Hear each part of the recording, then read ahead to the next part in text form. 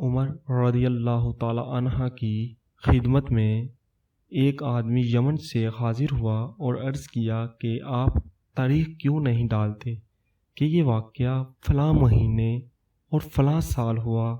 حضرت عمر رضی اللہ تعالی عنہ نے فرمایا کہ نہیں۔ پھر وہ آدمی چلا گیا۔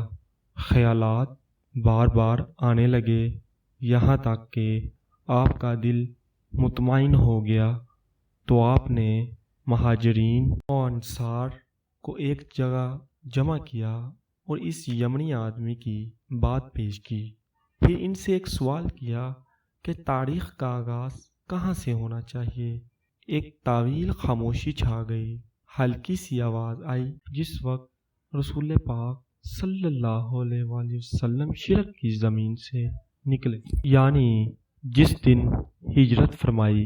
حضرت علی رضی اللہ تعالی عنہ کا یہ فرمانا تھا کہ ہر طرف آوازیں آنے لگیں کہ ہمیں یہ بات قبول ہے اور ہم اس بات پر راضی ہیں۔ مولانا شاہ محمد اسحاق رحمۃ اللہ علیہ کی تنہا حکومت وقت کی طرف سے مقرر تھی۔